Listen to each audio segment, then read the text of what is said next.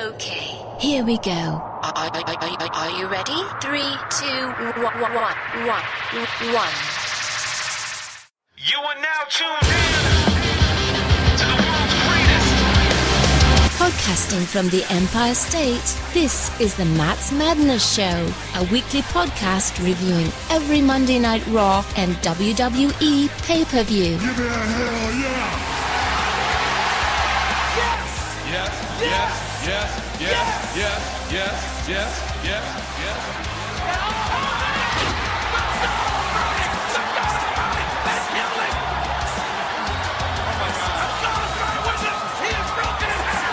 And now, here to give a no-filler, to-the-point analysis for everything WWE, I present to you Matty C. And rest assured, that's best for business. Welcome to Matt's Madness. Thank you for joining me. This is number 27 on the list here. And this week, we're going over Monday Night Raw. And overall, I thought it was an above-average Raw. I thought it delivered better than last week did. And a surprising guest on Monday Night Raw was one of the highlights. And you don't see that too often in terms of any kind of guest hosts or any celebrities that usually show up in wrestling, either don't take it seriously or just fall flat on their face and are cheesy and over the top. So props to, obviously, Jon Stewart. And I'll get into that a little bit later. But before I do, mattsmadness.com is the website. If that's not how you're listening to me, I'm on iTunes also. Matt's Madness on iTunes, on Spreaker, on Stitcher, on TuneIn Radio, on YouTube. I convert this to an audio file when I put this on YouTube. So there's a lot of ways to listen to me and subscribe. I'd really appreciate it. And looking into doing an app just for this show that may be coming down the line as well. So if you have any questions or suggestions, send it my way. It's questions@mattsmadness.com or on Twitter, Matts_Madness. That's Matts_Madness on Twitter. That's my handle, and growing followers by the day. So come follow along, suggest things, give me feedback on the show, whatever you'd like. Please send it my way. The show's for you guys, as I always say. So any way I can make it better will be a win-win for both parties. So it's WrestleMania season, guys, and typically rolling into WrestleMania season, there are high expectations for the quality of the shows, and I thought this was a step in the right direction for WWE, and I think they progressed many storylines.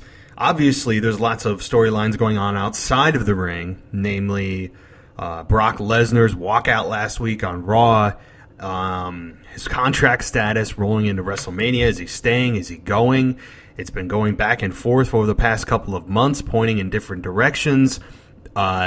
AJ's comments about the women's division not receiving equal pay as the men, even though their segments are rated just as high, if not higher, than the men's segments at times. So there's some stories going on outside the ring, and I think are just going to heat up even more rolling down the line.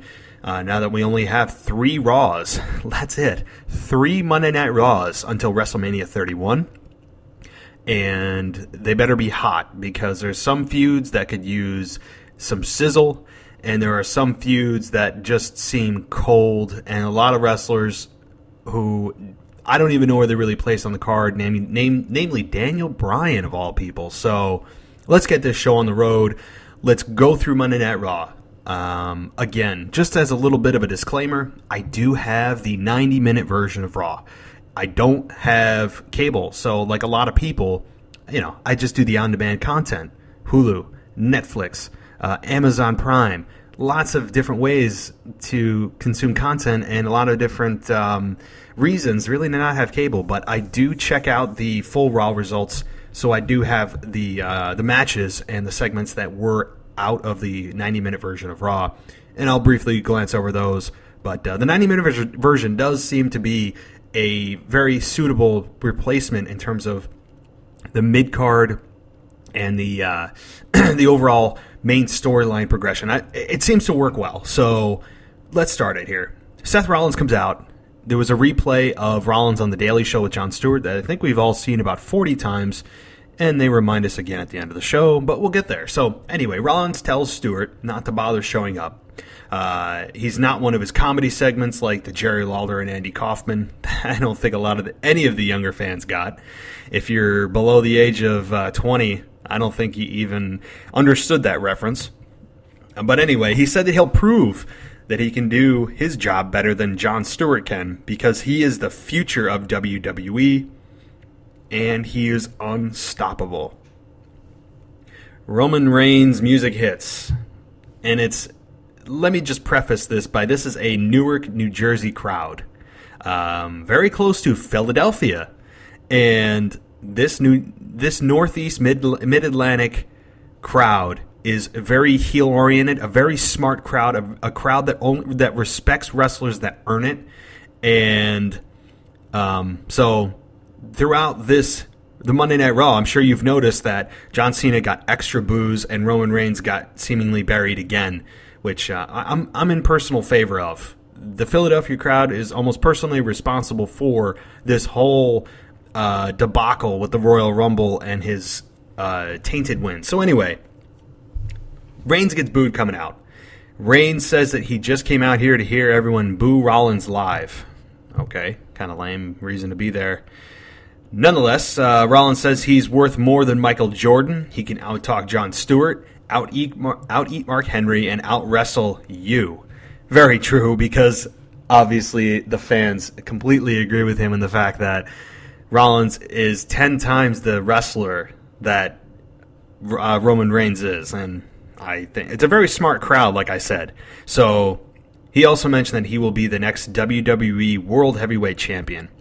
Rollins says that Roman can't beat Brock, Jersey seems to agree with him, and that he's been in the ring with Brock, and he's an indestructible force that he can't beat. Roman said the last time he checked, his chance that he had, he couldn't get the job done. But the question is Rollins man enough to cash in the Money in the Bank at WrestleMania for a triple threat? I'm not, now that I'm thinking about this, two things. Number one, if you're Roman Reigns and you have a 50-50 shot, if it's just one-on-one at winning the WrestleMania match, why the hell would you suggest a triple threat to make your odds even less? Meaning you don't have to lose the match to lose, you don't have to be pinned to lose the match. It just doesn't make sense to me unless he doesn't want Rollins. Now, from a storyline perspective, he doesn't want Seth Rollins to cash in at a very opportunistic moment and to just do it up front. I guess you could argue that as well, but I don't know. A little bit of some holes here in the story.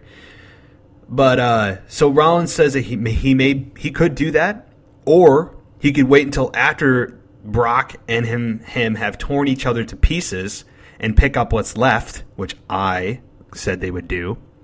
Or he could do it on the Monday Night Raw after WrestleMania, which is going to eat Roman Reigns alive. And I've said this, if you follow me on Twitter, I have said this over and over. Roman Reigns, and WWE has to know this. I've been a wrestling fan for 20 years. And in those 20 years, I have learned that the WrestleMania crowd, just as everybody else has noticed, especially last year and the year before, the crowd after WrestleMania is very international, meaning they're very passionate, they're very smart, and they understand the product and who's being pushed, and they will let you know who they approve of and who they don't. So Brock Lesnar, if he's leaving and it gets out, and Roman Reigns wins that match and is the champion, the crowd is going to eat him alive. I think at that point, you won't have a choice but to turn him heel. It's going to be a disaster of a match at WrestleMania 2 if it gets out, Brock's leaving, and they know Roman's going over. Both guys are going to get booed. It's kind of reminiscent of the WrestleMania 20 match between Brock Lesnar and Bill Goldberg, with the exception of the fact that I don't think both guys this time are going to phone it in. I was there in Madison Square Garden at WrestleMania 20. It was a awful match. We all know that because both guys were leaving. They had their foots out the door. They didn't want to get injured on their way out. and they both kind of came to an agreement. Basically, it was a shit bomb of a match. There's no better way to put it. That match was awful, and I'm worried that this could be shades of that in terms of the crowd just crapping all over the main event. There's no heel, there's no babyface. They don't like either one. So, a little tangent there, but as I get closer and closer, I get more and more concerned that match could be buried. The main event of WrestleMania could absolutely be annihilated by the crowd. So we'll see how it goes, but I'm getting that feeling. So at the end of this segment, Roman cuts him off. Roman cuts Seth Rollins off and says that maybe he should just punch him in the mouth right now. And so he actually does. He punches him, and then J&J get in the ring, and Roman Reigns Superman punches, I believe it was Noble, and then spears the other Joey Mercury. I don't know, I couldn't think of that. But anyway, then after that we see Orton backstage. He says to Rollins that he should challenge Roman one-on-one tonight to prove he can out-wrestle Roman. Okay. Then we get another Bray Wyatt promo. I think this is, if you're keeping count, it could be about the 10th promo he's done. I don't know what more he can say to The Undertaker. Rumor has it that The Undertaker is not being presented on WWE TV until WrestleMania 31. I don't have a problem with that. I just don't know how much further Bray Wyatt can take this. How many more Monday Night Raws or SmackDowns that we need to see him talking to a casket, calling out The Undertaker. I just don't know how much further he can bring this, other than saying "find me" and being creative with his language. Bray can do it, but it's just kind of getting repetitive. So I have no problem. I think the Monday Night Raw before WrestleMania will probably see The Undertaker's gong go off with just a message on the Titantron. I don't think we'll actually see The Undertaker until WrestleMania 31, which I don't have a problem with. And from a business perspective, a dollars perspective, you're going to want to see The Undertaker. How are you going to do that? On the WWE Network by subscribing. So very smart marketing in WWE's strategy. So Bray Wyatt's promo was basically saying that he wonders what's left of The Undertaker. He built this casket just for him. Says that Taker is mocking Bray with his silence, and that fire has an instinct to destroy everything in its path, just like him, and that he can't hide. So he lights the casket on fire and says, "Find me." JBL then idiotically or comedically, however you want to look at it, says, "I wonder if The Undertaker's in there." Okay, whatever we want to take that for. I love the complete stupidity, or it's almost not believable, the lack of knowledge that the announcers have. I guess it's to just entertain, whatever. It's sometimes a little over the top, like ridiculous comments like that. But anyway, John Cena comes out, probably 60-40, 70-30 boos, and he says that those that aren't in his corner are having a great time. They get to see Rusev beat him at Fastlane, and Rusev turn him down for a rematch. But not to stay happy for long, because what does he do? Oh yeah, he gets back up after he gets knocked down. We've never heard that one before. So he says he's officially entering the Andre the Giant Battle Royal, to which I said LOL. Stephanie comes out and says that since when do superstars just declare they're in a match? Cena then makes a good point and says that that's what Miz did, Fandango and Adam Rose, and that it isn't exactly Murderer's Row, and they probably have a couple spots open, so he's in. Stephanie then shows him a picture of Andre with her at 8 years old, and since Cena is belittling a match that pays homage to her friend, then he is not participating in the Battle Royal. He will not be in the match. Cena says he's a 15-time champion, and that he's been in 10 WrestleManias, and that he would get in. Steph says he figured wrong, and that he hasn't exactly been a friend to the Authority. Very valid points, and making John Cena seem like questionable for WrestleMania, which is all laughable. We know that. He's gonna eventually get the match with Rusev. So Cena says that the day that they leave him out of WrestleMania is the day Steph cuts him off. Is a day you'll what? Hulk, Austin, Rock all thought the ship would sink when they left, but it didn't. And that he should sit this WrestleMania out. Yes chants broke out, and Steph says for once she likes this chant. He's not special or unique, she says, and it's not where would WWE be without John Cena. It's where would John Cena be without WWE.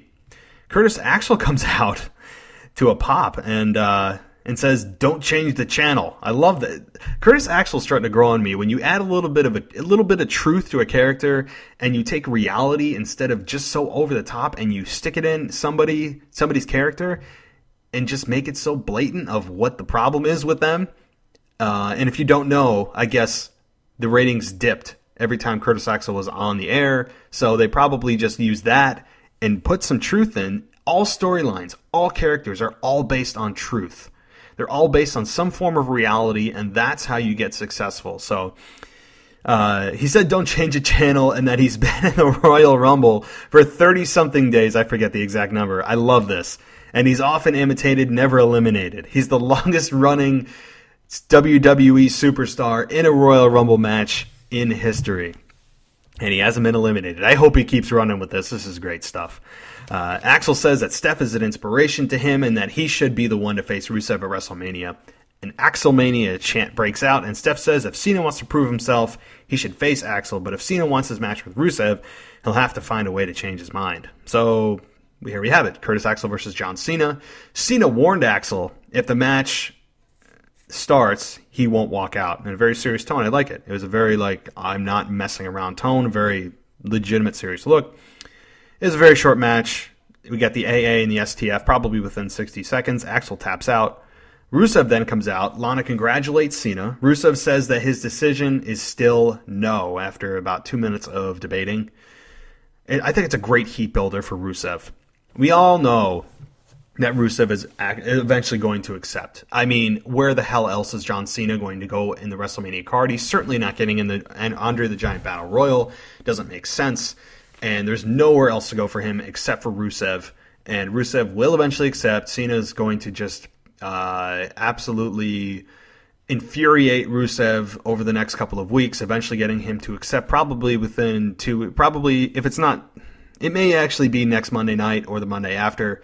It'll get set, put in the card, lock it up. You got to be kidding me. Anybody who actually believes that John Cena may not be in WrestleMania is fooling themselves and hasn't followed wrestling for more than a month. So, okay. So then there was a quick sit down with Michael Hayes and Arn Anderson and Michael Cole talking about Sting, saying basically that he was the real deal, I guess, in a very short term. And I thought it could have been a lot longer. I enjoy seeing the old-timers talk about current events in storylines. It adds credibility. So hopefully they'll go a little bit longer with this next week.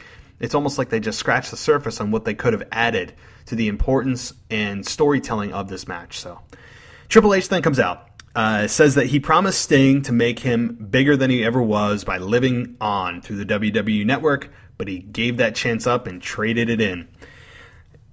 And he said that everyone has a theory why Sting didn't come to WWE, and invites Booker into the ring and asks him why he thinks Sting never came to WWE. Basically, he said that Triple H blocked him from coming here because of politics, in essence. That's paraphrasing here.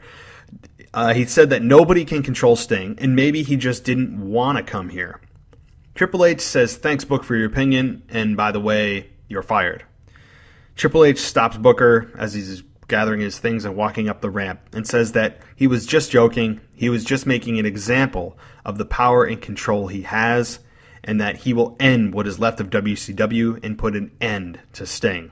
It's a great heel way to put it. When you play with people's emotions, especially their livelihood, their job, and you're just using your power to make an example of the power and authority that you have over people, it's a perfect heel move. Triple H is great at babyface, great at heel. I think within the next 3 to 6 months, we will see a Triple H babyface turn. So he's been heel ever since SummerSlam 2013.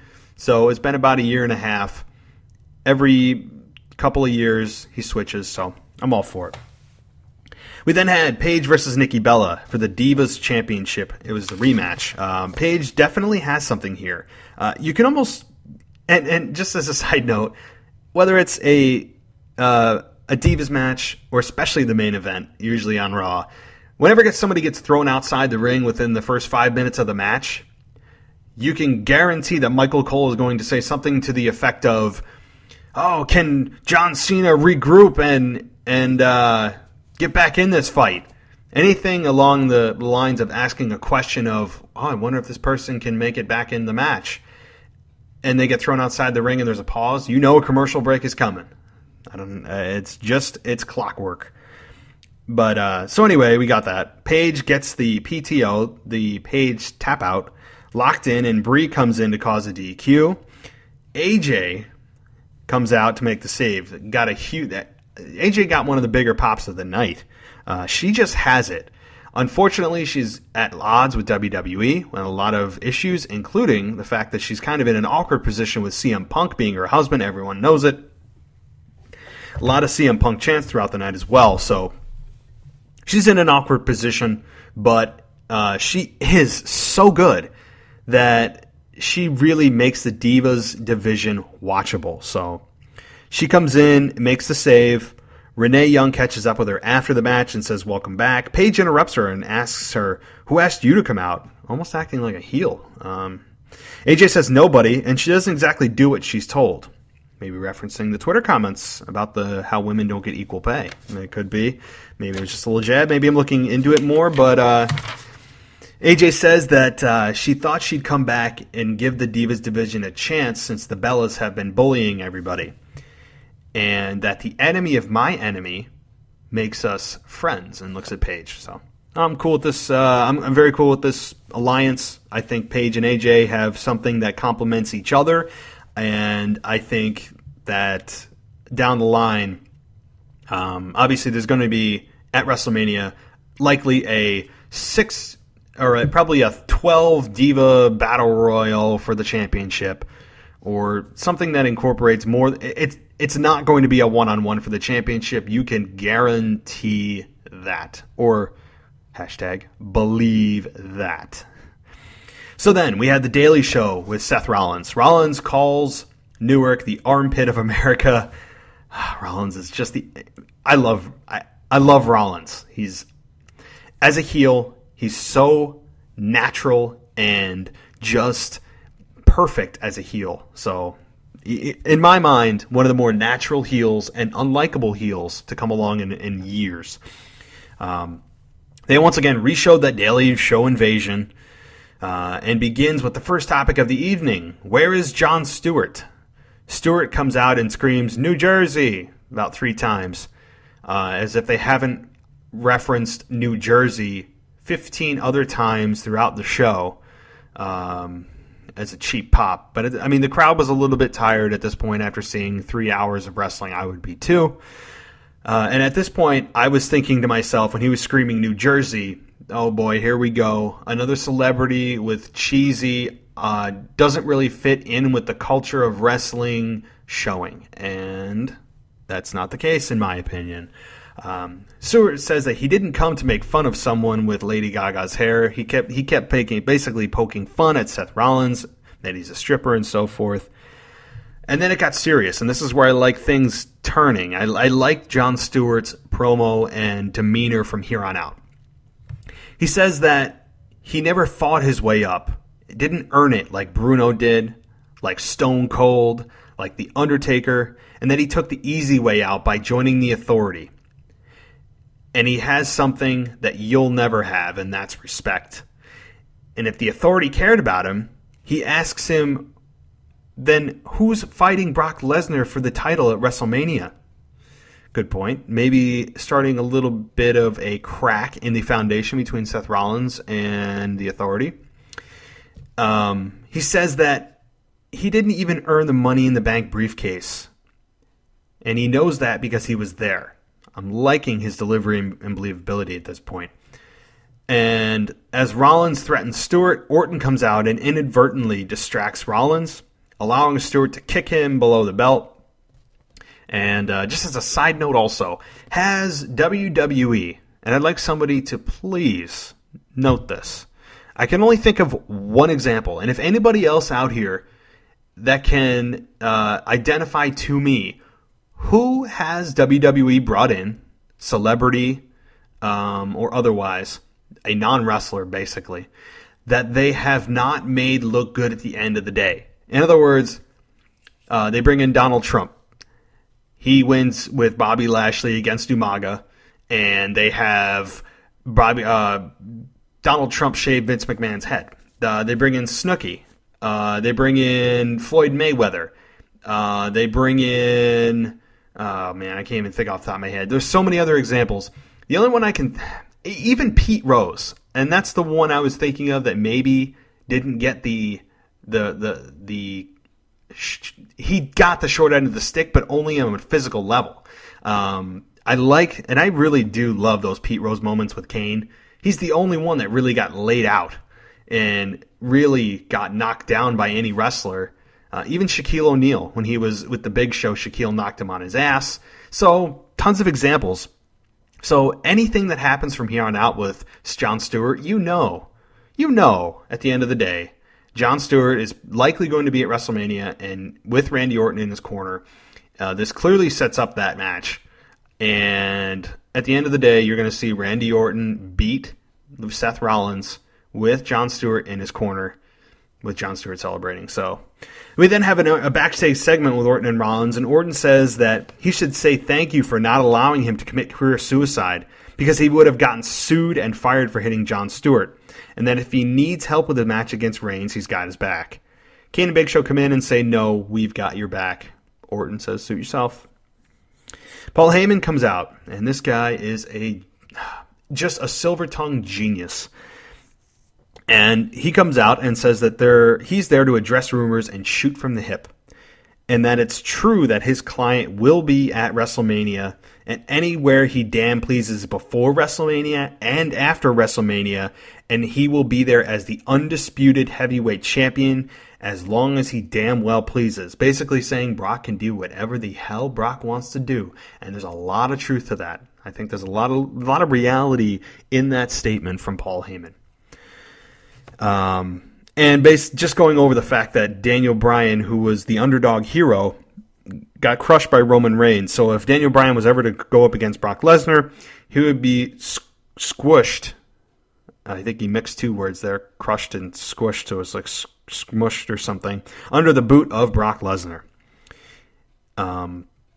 He says that we all believe Roman Reigns is going to win against Brock Lesnar. The confetti and pyro have already been ordered for him and booked by God himself. That Roman Reigns is, in other words, destined to beat Brock Lesnar at WrestleMania. I think this is really strong here because it brings the truth and the internet rumors and the overall belief, even within WWE, that Roman Reigns is going to beat Brock Lesnar. It's just a foregone conclusion. And we all believe that because it's so predictable because of simply Brock beating Undertaker, setting up who Brock is going to lose to at the following WrestleMania. And we all, I think, knew it was even going to be Roman Reigns at that point, although when they brought it to fruition and actually implemented it, I think things were timed wrong. I don't think WWE went out of their way to make this protect Roman in terms of the fans. I think they underestimated the fan support for Daniel Bryan and their intelligence as to what exactly is going on. And they're seeing Roman Reigns as John Cena 2.0. So, this guy, as I said, is just a genius on the mic. And he says that this is going to go down in one of two ways. He beats Roman Reigns like he did Cena at Night of Champions and at SummerSlam and at the Royal Rumble. Or he simply Ronda Rousey's your ass. Awesome. Awesome piece of business from Paul Heyman. Using current events and believability and conviction. You can't see through what he's saying. You honestly believe he believes what he's saying. And that is so key. I've said it over and over that the number one issue in wrestling is believability. You don't believe me? Go look at Stephanie McMahon's Twitter account that she describes herself as a bad guy that she plays on TV. You've got to be kidding me. Why would you do that? You can't have it both ways. You can't have social media contradicting what you're doing on TV. Yes, we all know it's not real. But when you blatantly tell us it's not real, you take us out of the moment, you don't make us emotionally invest. If we don't emotionally invest, we don't care. If we don't care, we don't spend our money on your product. It's as simple as that formula. I don't know why WWE has a problem with this. Okay, I'll get off my soapbox. I at least have to say something to that effect every single podcast because it is the number one issue I have with wrestling, and it's the number one criticism of wrestling. And when you have a feud that actually makes you go, I wonder if this could be real, or part of this is real, or oh my God, and you don't think about what you're watching is a work, that's when you care. When you don't even realize what you're watching anymore, you just become immersed in the story. That's the sweet spot. And that's what WWE is lacking. So, rolling down the line here, Paul Heyman he ended it by saying that Roman Reigns is going to get beat up and conquered by Brock Lesnar. So, just basically, absolutely just trying to let Roman know the seriousness of what's coming. And so then Roman Reigns comes out. He doesn't say a word. Thank God. Thank God Roman didn't say anything because his I'll get to it in a moment. I won't even say anything. So it was the main event, Roman Reigns versus Seth Rollins. You Can't Wrestle chants came out. I love the Northeast crowds. Awesome. Rollins kept retreating out of the ring when Reigns gets an advantage. This is a great heel nuance. Seth just knows how to be a heel. He knows how to be a slimy, squirmy heel that when it gets, quote, too hot in the kitchen, he leaves the ring and regroups. It pisses off the crowd. That's what you want to do. Roman sucks chants even broke out, and I haven't heard those, I don't believe. I don't know, as I said, if this is a sign of things to come for WrestleMania and the Raw after. I believe it will be. It was a slow-paced match, kind of un-Seth Rollins-like, but it wasn't a bad match. I think it could have been a lot more for what it was. But, again, Seth Rollins, as Daniel Bryan does, has the quality of making whoever they're working with look better. So Seth Rollins, I don't want to say carried the match because there wasn't a whole lot to the match, but anytime you're working with Seth, you're going to look better. Anytime you're working with Daniel Bryan, you're going to look better. But at the same token, yes, they can carry matches, but when you work with people who are better than you, that's how you become better. So this is really the only way to do this. And the only way to do it, obviously, is also in front of a live crowd. So you can only do so much in an empty arena. Okay, so Roman Reigns goes for the Superman punch. J&J get involved. As I said, there were decent moves from Reigns. He's trying to show variety. He had some power bombs that were unique, a tilt-a-whirl slam. He had a roll-up that was pretty smooth looking. But there's still lots of punching and kicking. And you can bring that back to Stone Cold. Oh, that's all Stone Cold did was stomp a mud hole and punch and stun. But Stone Cold had the personality. He had the connection. And Stone Cold was a hell of a technician way before he became a brawler. He became a brawler because he had to alter his style after he got injured from Owen Hart.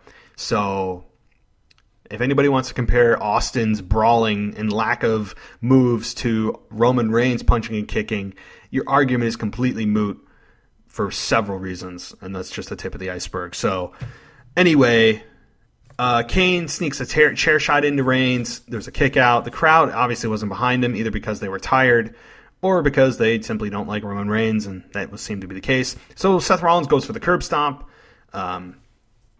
He didn't get it. There was a Superman punch to Rollins and Kane, and goes for the spear, but Orton holds the leg of Reigns. Rollins gets to roll up for the win. So Orton's turn on Rollins is inevitable at this point, but he's doing it in a storyline perspective to gain the trust of the Authority. He's doing just enough to make them believe, get them where he wants them, and then turn on them. I'm all for that.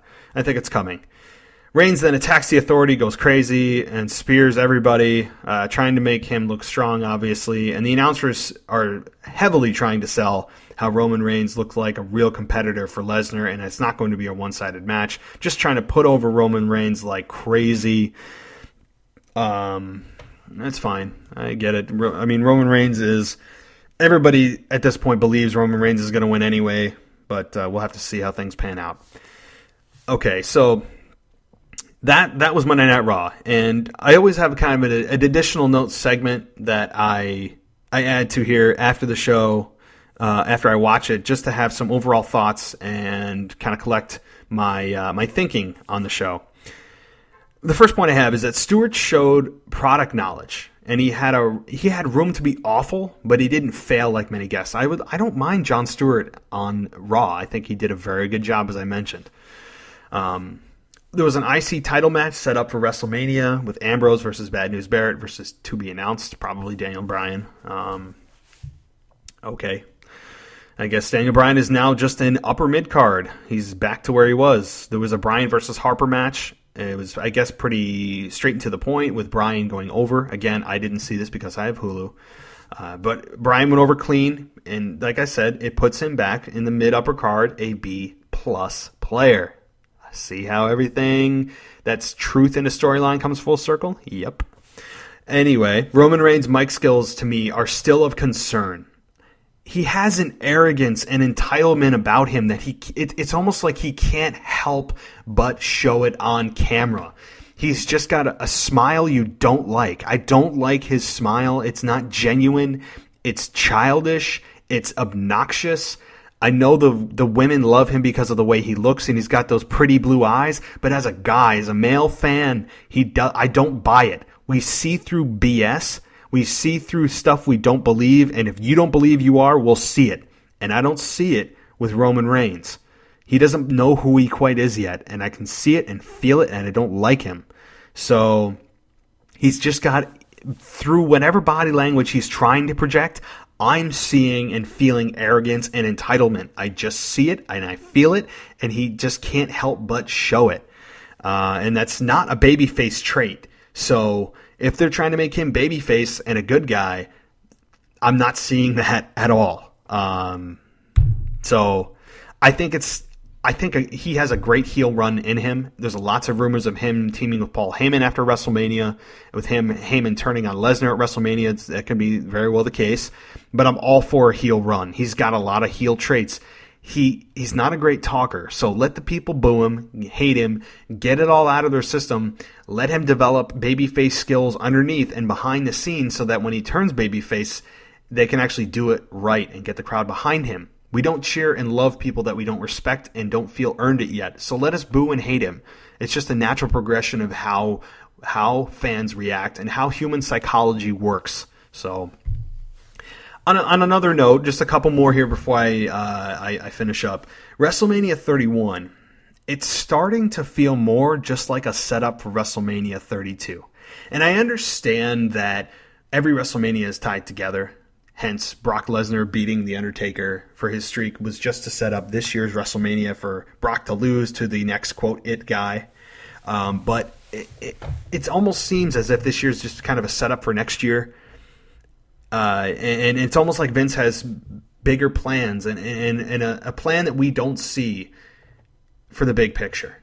And whether that's The Rock versus Roman Reigns at WrestleMania 32, or The Rock or Roman Reigns versus John Cena at WrestleMania 32, I think that's coming down the line. Sting versus The Undertaker. I know a lot of people do not understand why Sting was not facing The Undertaker this year, and because here's why. Sting versus The Undertaker is a much bigger match for a much bigger stage than WrestleMania 31 in Santa Clara. If you're going to do Sting versus The Undertaker and you want to maximize the match of that magnitude, you want to do it on the biggest possible stage. This is a dream match. Yes, WrestleMania 31 is big, but if these guys can hang around for one more year, I think WrestleMania 32 in Dallas, making Undertaker's retirement match where they can hold 100,000 plus people, is where you want to do it. So that's why I think they're doing that, and I think we will see it next year. So also this year, as I know I'm jumping ahead about 11 months or 13 months here, will we see Stone Cold or The Rock at WrestleMania 31? I know we saw them last year come out at the beginning, but will we see them at all this year? It's tough to say. I know Santa Clara is it's drivable from LA, and I know that both guys are frequent to LA, so it's possible. I would get a 50-50 shot at best that we'll see them there, and who knows? I'd like to see them, but let me know what you guys think. And the last thing is, how invaluable is Paul Heyman? Paul Heyman is, without a doubt, nobody would even touch him in terms of mic skills. He is the best promo guy in years. I don't care. He's better than John Cena. I would dare say, better than The Rock. He just gets it. He knows how to tell a story. His conviction, his demeanor, everything about Paul Heyman just screams believable. And again, believable and believability sells tickets. I don't know how to say that any clearer to WWE, and I think many would agree. So those are just some talking points. Again, let me know if you guys think or have heard about The Rock or Stone Cold possibly appearing at WrestleMania 31. Obviously not in a wrestling capacity, but if they'll be there at all, let me know what you think. And tweet me, Matts_Madness on Twitter, and questions at Matt's Madness. If you want to email me, you can also do that. So any kind of feedback as well, send it my way. Shows for you guys. Let's make it better. Subscribe if you want on iTunes. I'm on Spreaker, Stitcher, TuneIn Radio, lots of media platforms. I appreciate all the support and feedback you guys have given me so far. The show's growing by the day. And I will be back next week, same time, same place, talk about WWE Monday Night Raw as we roll through WrestleMania season. There's only 26 days until WrestleMania 31. Lots to discuss, lots of stories to come up, and 3 more Monday Night Raws before the big dance. So, again, thank you guys for joining me, and I will catch you guys next time.